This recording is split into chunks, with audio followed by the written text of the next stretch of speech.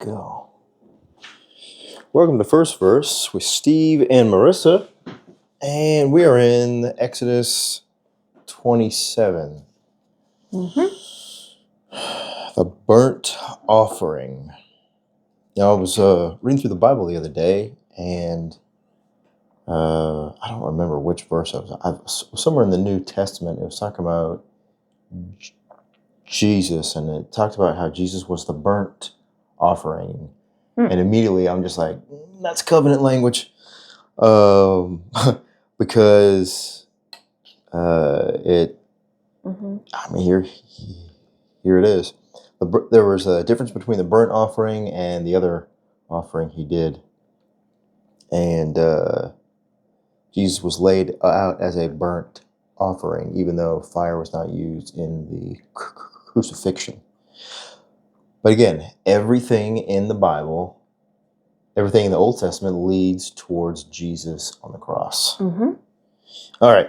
I'm going to start in 27 verse 1.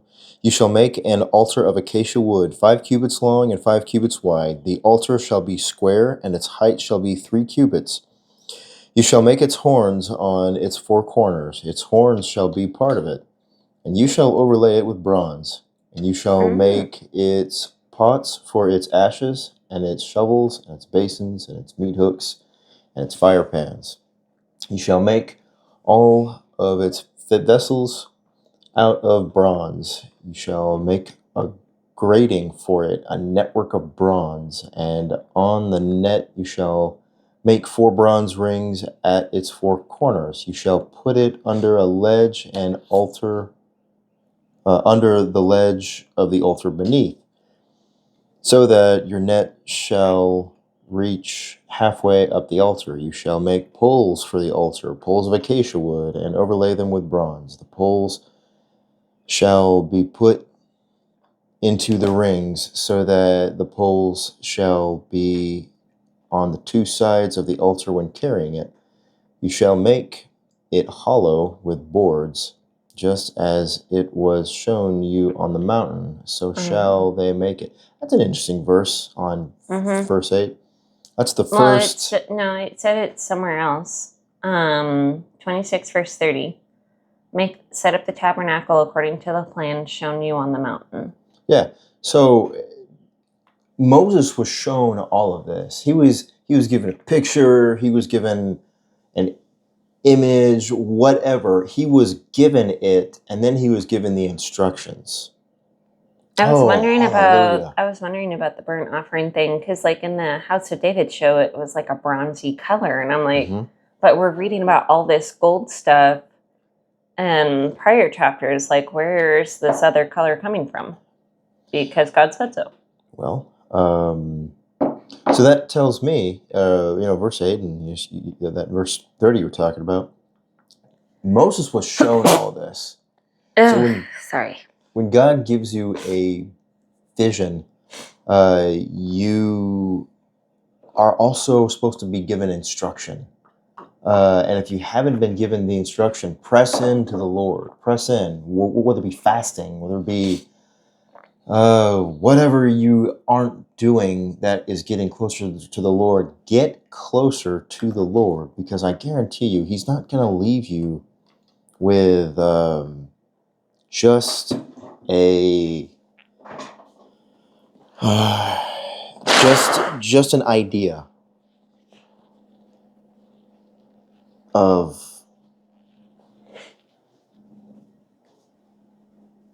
I hope y'all didn't hear that. I'm sorry. I totally didn't even think about that. No. Oh boy. I was wondering why you weren't talking as much.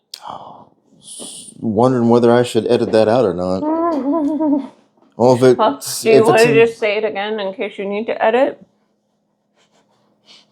I don't want to edit it. It's so much of a pain to edit it. Okay. Sorry, y'all. You're getting the raw take. Or just say it again in case I drowned out the sound of your voice. I don't even remember what I was saying now. I don't know either.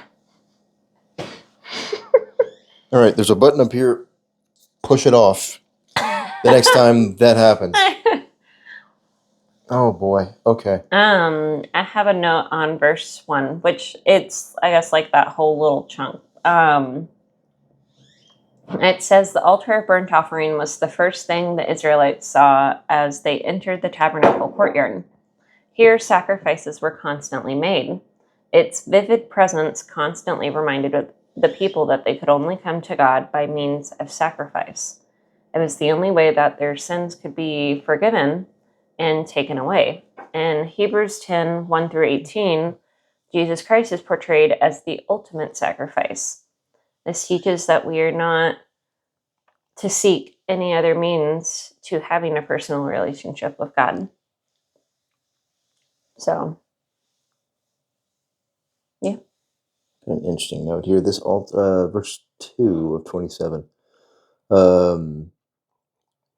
This altar of indestructible wood was to be overlaid with copper until the metallurgy of the not too distant past. Copper had a greater resistance to fire even than gold or silver. Interesting. It would consequently protect the wood that it would not, that it would not catch fire and be consumed. Pink says, or another commentator says, the copper plates on the altar protected it from fervent heat and prevented it from being burnt up. So Christ passed through the fires of God's wrath without being consumed. Ooh, that's big. Mm-hmm. Oh my goodness. Okay, that's interesting. interesting. Wait, is it saying that it was made of copper? So because this one says bronze. Okay, no. Oh, okay, sorry. There's other stuff. Okay. So Christ passed through the fires of God's wrath without being consumed. He is mighty to save because he was mighty to endure. So the Bible eventually talks about being passed through the fire. Moloch. So when used inappropriately, the children of Israel and the surrounding pagan nations would pass their children through the fire, which meaning they would make child sacrifices. Now, anything that goes through the fire is so fire is a purification tool. It purifies things so that we anything that is burnt up is considered impure, and anything that survives the fire is considered pure. If Christ passed through the fire and made it out on the other side, wholly pure, everything about him is of God and of the utmost purity. Cool. Verse 9.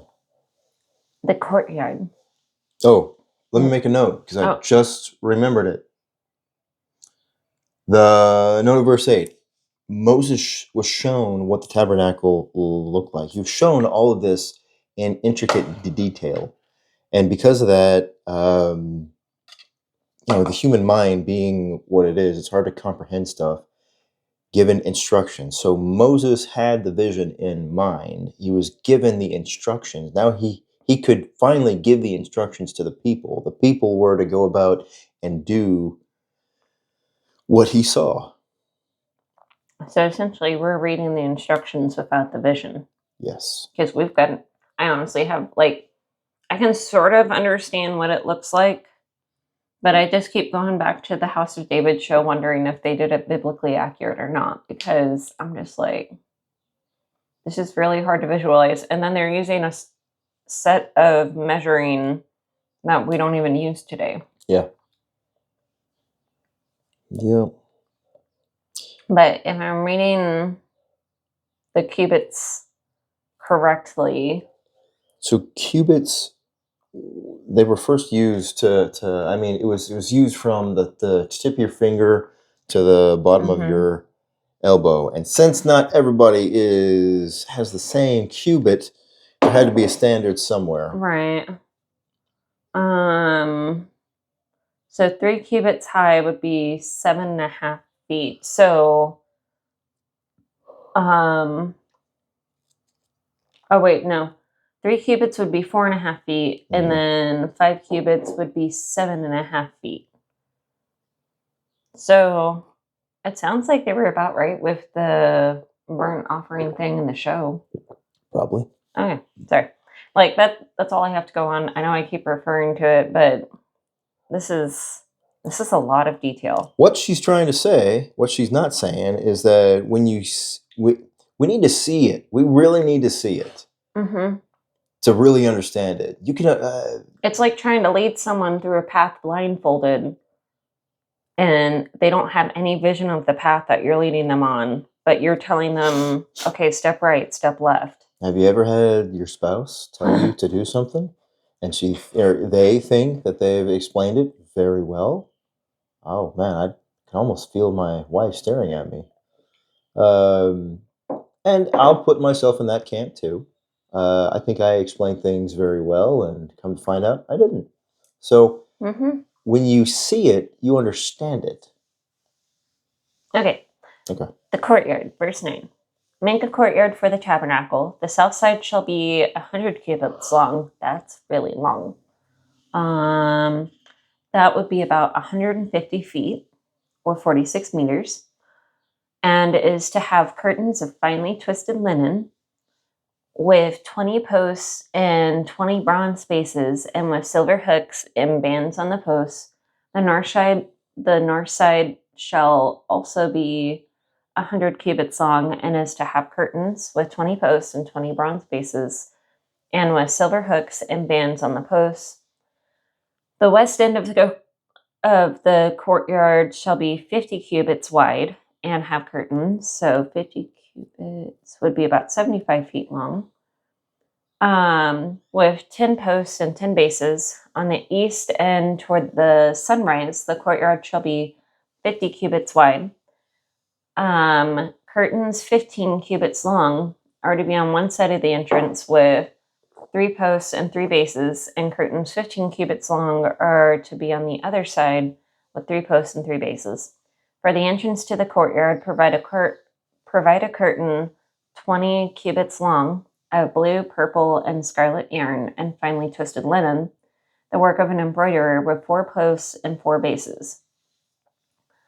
All the posts around the courtyard are to have silver bands and hooks and bronze bases.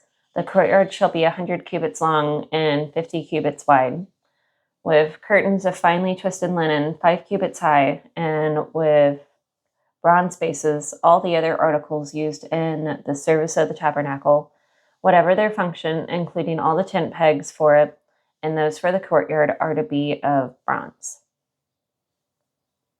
Verse 20. You shall command the children of Israel that they bring you pure oil of olive, pressed for the light, to cause the lamp to burn continually.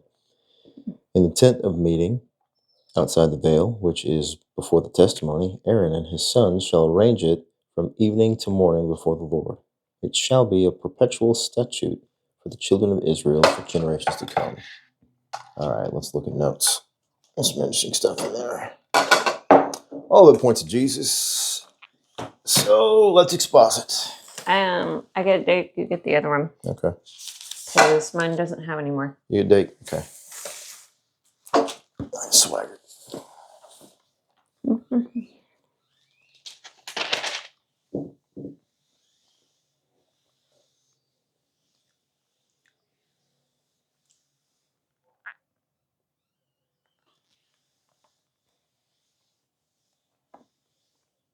Interesting. So this isn't fully brought out in the notes, but it seems like, so when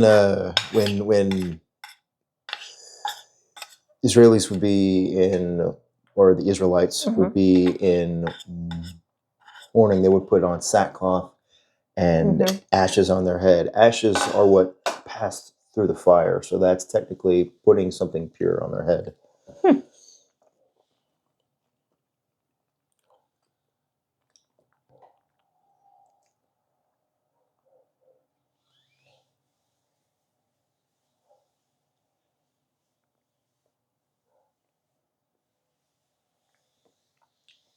Okay. So for verse 9, where it's talking about the courtyard, it says the court of the tabernacle was 104 feet 2 inches by 208 feet 4 inches.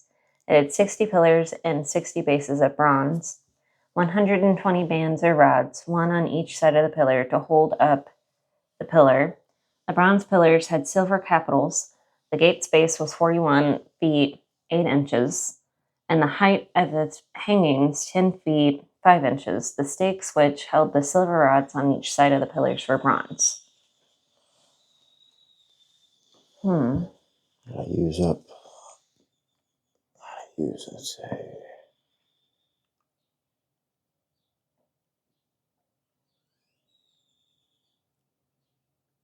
Copper, brass, and bronze are distinct, often confused. Copper is a pure blah blah blah.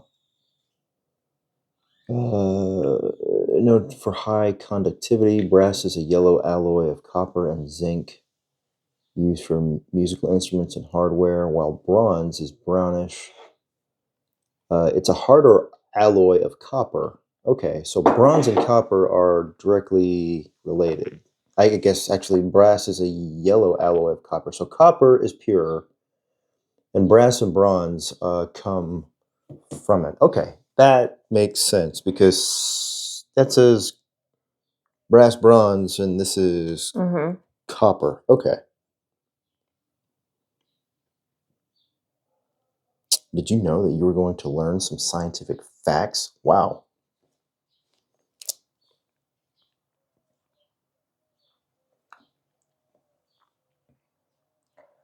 Okay, so pressed olive oil is made by bruising the olives in a mortar or a mill without using heat.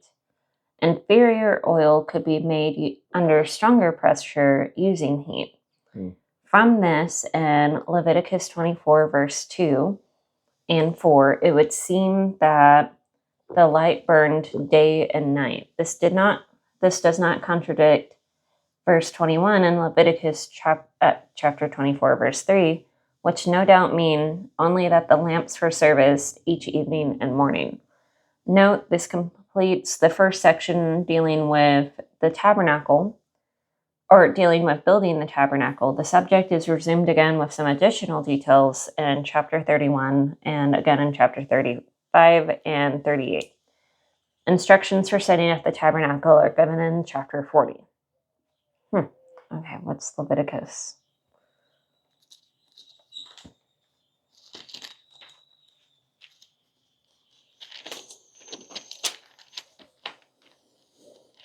Okay, the oil. Verse 20. Verse 20 says, "And you shall command the children of Israel that they bring you pure olive oil." Okay, I guess you're about to get into that. Okay, so I'm just going to read from verse 1 of Leviticus 24. Then the Lord spoke to Moses, saying, "Command the children of Israel that they bring you pure oil of pressed olives for the light, to make the lamps burn continually. Outside the veil of the testimony, or Ark of the Covenant, and the tabernacle of meeting, Aaron shall be in charge of it from evening until morning before the Lord continually. It shall be a statute forever in your generations. He shall be in charge of the lamps on the pure gold lampstand before the Lord continually." So let's see.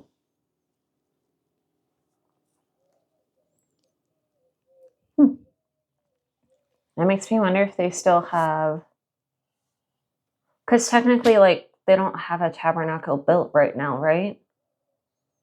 Like, no, they'd have no. Oh, okay. So then they wouldn't have tabernacle lamps continuously burning. Huh. So what do they do when they don't have a tabernacle? Well, they didn't have a tabernacle for the past 170 years when they were in. Like, do they still do sacrifices? Egypt. I think they did sacrifices up until the point they were slaves in Egypt. What? Like today? I don't know. Like, do they do sacrifices today? I think the Hasidic Jews do. Okay. Sorry, I'm talking current day. Because it's anytime like there's a command in the Bible where it's like, you do this forever, it's just fascinating to me. Yep. Because there have been some things they have kept forever, like the Passover. Mm-hmm. Granted, some of them have made the Passover very not Passover-y. Very modern. They've taken a lot of the effect out of it, replaced a bunch of stuff, and it's not Passover. It's a twisting of Passover. Okay, there's no source of light in the tabernacle with the exception of the golden lampstand. This portrays Christ as the light of the world, but as well portrays the world, or the work of the Holy Spirit within his heart and life, which was to a degree not known by anyone else. The word beaten emphasizes the fact that this particular oil did not come easily. Crushing of olives was typically the price paid by Christ for our redemption. Interesting. I would imagine it was like,